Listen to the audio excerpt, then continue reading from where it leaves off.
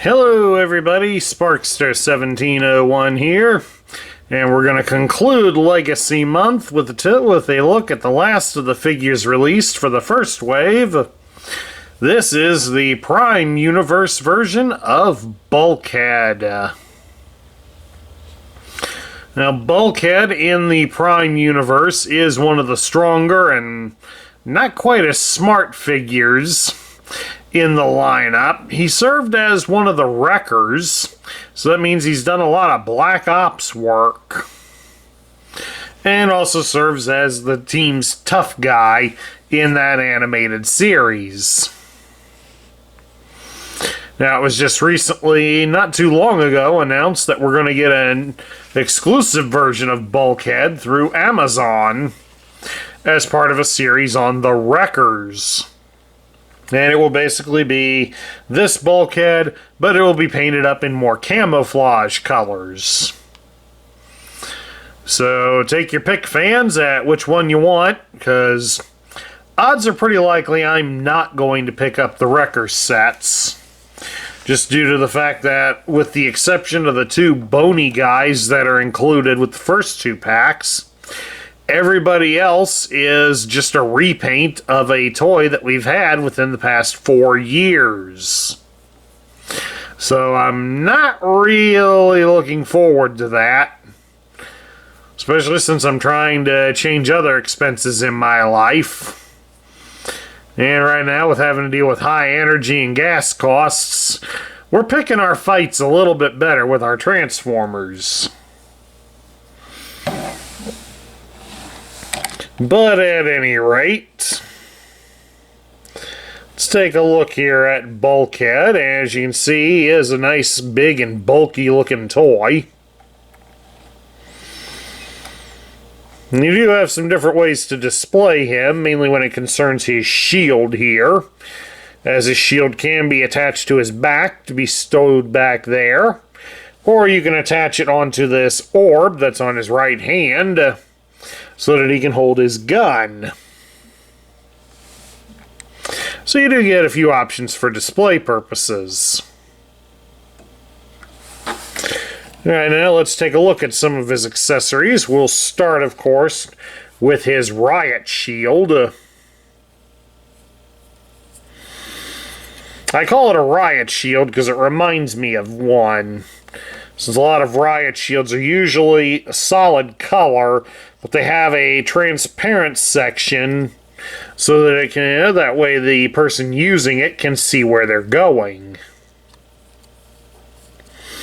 There is a post already sticking out of it, but it does have a black one that you can fold out. And like I said, you can use that to attach, if you can keep it out. You can attach it to the orb, so that way you can bring it forward. Or with the post out, you can turn it around here and attach it onto this piece on his back. And he can store it. So it's nice they do give you that for it. As you can tell, it also forms a crucial piece to his vehicle mode. And these edges do fold around. Do be careful with them, because I'm sure they will break relatively easily. Next thing we have here is his gun. As you can see, it's in something of a trans blue color, so this is his Energon weapon. It's got a couple of holes protruding from the side, so it likely can hold RC's shield blades from it. I don't know why you would do that. It would look rather silly that way, but maybe somebody coming out down the pipeline will have something a little better to go with it. But I do like the 6-barreled configuration here, kind of like the old Gatling gun. And somehow, you know, Gatling gun was famously wielded in Predator by Jesse Ventura. So yeah, I think Bulkhead could probably wield something like that. He kind of looks the type. Hey, who knows? Maybe there'll be a live-action version that'll feature Bulkhead. Maybe they'll convince Jesse Ventura to voice him. Yeah, right. Alright, and then lastly is probably the most difficult piece to remove from him. There we go, didn't have that much trouble this time. Is this ball. It's hinged on the front, and it's got a single solitary post inside it. It's meant to go over one of his hands. So I guess you can use this as an extra thing to really smack a Decepticon. With all the protrusions from it, I guess it's meant for extra attachments. Although the two here on the side, where it splits open, don't have very deep recesses in them, so you're not going to be able to attach a lot to it. But at any rate, there you are. Those are all of Bulkhead's accessories. So let's take a look now at Bulkhead's articulation. And for a character of his class, he does have a fair amount. His head can be turned from side to side, and it is on a small ball joint, so it will look up and down a bit. His arms can be raised up about so far. Now we can get that to go back down. Then he can rotate his arm at the shoulder all the way around and unimpeded. His arms can be bent at the elbow a little bit greater than 90 degrees. And he does have a swivel at the bicep, so he has G.I. Joe style battle grip. Very fitting for a wrecker, for a character that was a wrecker. He can be twisted at his hips, so he does have some dance moves going for him. You can spread his legs apart into a full splits with a little work. He does have a slight thigh cut, but it's not going to get you much, as you can see. It's just the way the joint is designed. You can raise his legs up at the hip 90 degrees, and you can bend his leg at the knee 90 degrees. Plus, there is some articulation with the foot, but that's more meant for transforming him than anything else.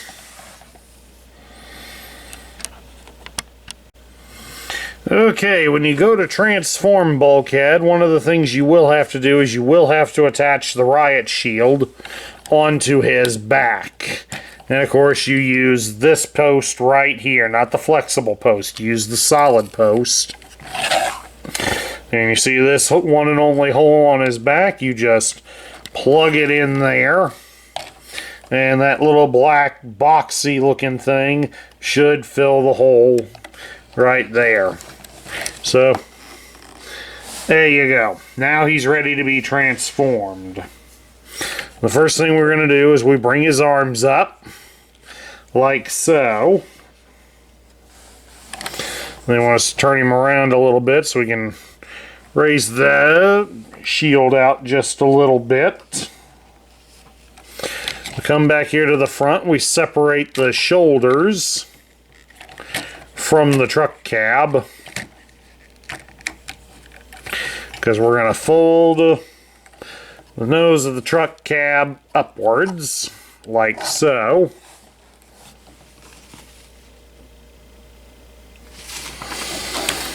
And then we come around here to the side, and we're going to work the whole body out like that. Stay like that for a second while I turn the instructions over.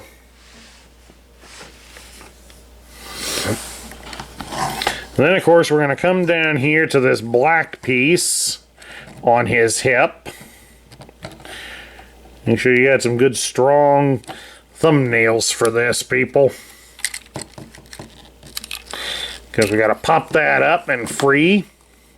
Just like that.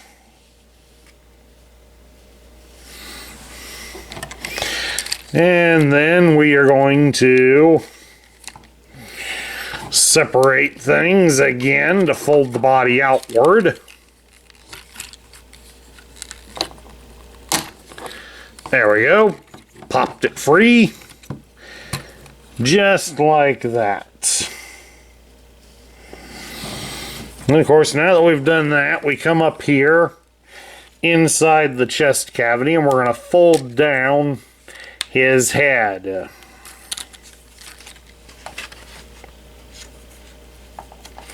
It's going to just fold the head down so it's looking downward inside. I feel like something should be closing up the top, but there isn't anything. Oh, there is something inside here. Fold his head down as far as it'll go, because this piece right up in here, this should fold down. There's a black piece underneath this blue one that I pointed at. And that should go down and close into place, so we can put the head back a little bit, keep it out of the way.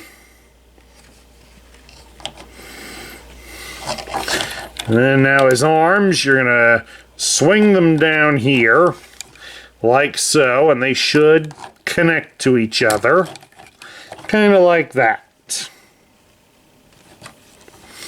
And then we will bend them upwards at the elbow. They're obviously going to go inside the truck. You can fold them on in so that they snap into place. And raise up the back piece a bit. Keep these sides folded out.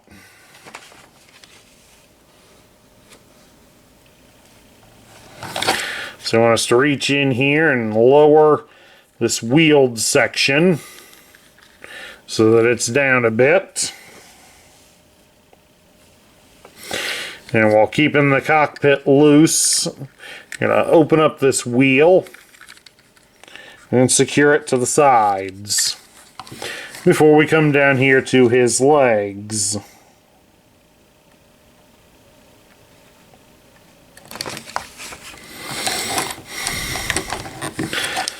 Now, to work with his legs,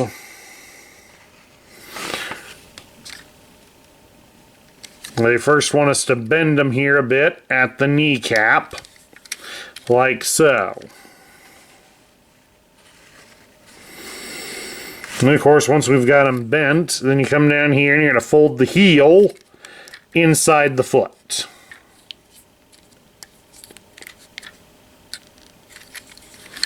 Alright, once that's all in, then you will take the leg, these back panels here on the legs, and you're going to open them upwards. They open inwards. Kind of like that. Now inside each one, you're going to see there's this little gray bit of plastic. You're going to bring it up, rotate it, and fold it to the side, like that. These are exposing the fuel tanks.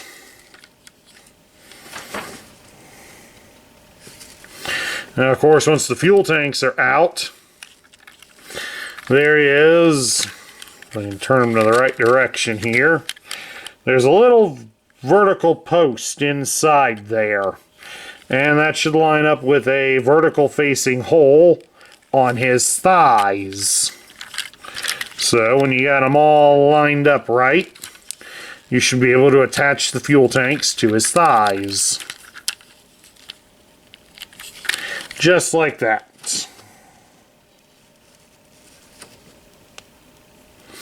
Now, of course, once that's in, you can close up the panels on his legs. And then his legs can be brought together to close them up and seal them tight. Then you'll take his feet and you're going to fold the feet upwards, like so. Then I want you to come up here to the top and get the truck panels folded down a bit. And then before you finish him off, you do have the options for storing his weapons in here. You can store his gun like so. And then you would take the ball and you would store it like so by attaching both of them to the posts that are already established in here. Which is a good way to store the weapons so that you don't worry about losing them. And then we just fold down everything. Gotta make sure this black piece bends down a little bit more like that. Because the fuel tanks are going to connect to some holes on a black bit of plastic right behind the cab. And then, of course, when these are folded down, they should, on this riot shield, they should connect to some spots on the legs. And then there you have it. He has been transformed into a military cargo trailer, or an armored personnel carrier, if you want. It's very similar to the vehicle that Hound transformed into in the fourth of Michael Bay's movies, Age of Extinction, which I only saw once, so I don't quite remember. It's been too many years.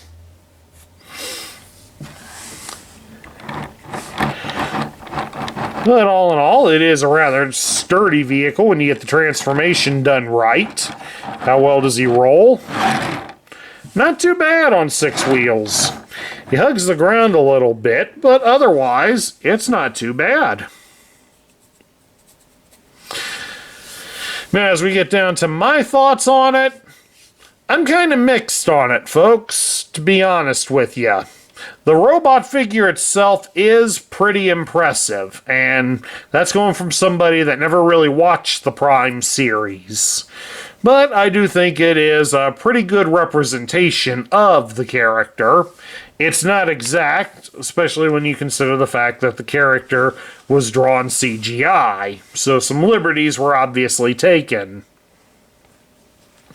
The transformation is probably the biggest thing where I have a big gripe about it. It's a bit long-winded, so it's definitely not going to be for somebody who's got a short attention span. And it does require a little bit of work to shift things a bit. So, could it have been better? Maybe. But you at least know what you're getting into if you buy this version off of the store shelves, or you buy the Wrecker version that will be on Amazon. But either way, all in all, it really isn't that bad of a figure, because I will give it credit for having a storage system for all the weapons, so not all of them can say that in this lineup, so more power to them. At any rate, that's my look at Bulkhead from the Legacy line. I hope everybody enjoyed it. And remember, if you do like the kind of content that we show here on this channel, please don't forget to like, share, comment, and subscribe, because we enjoy the feedback around here. Alright, now that we're done with Legacy for the month of May, we're going to do a little more Legacy in June. We've acquired a few of the exclusives from the Legacy line. We have the one figure from the Buzzworthy Bumblebee segment that has been released, and we have all 3 of the Walmart exclusives. Now, are they something to get excited over? Nah, not really. They're all repaints. But we're going to show them anyways. I bought them, so we're going to show them. I didn't buy all of them. One was a present. But at any rate, this is Sparkster1701 saying I will catch you all later.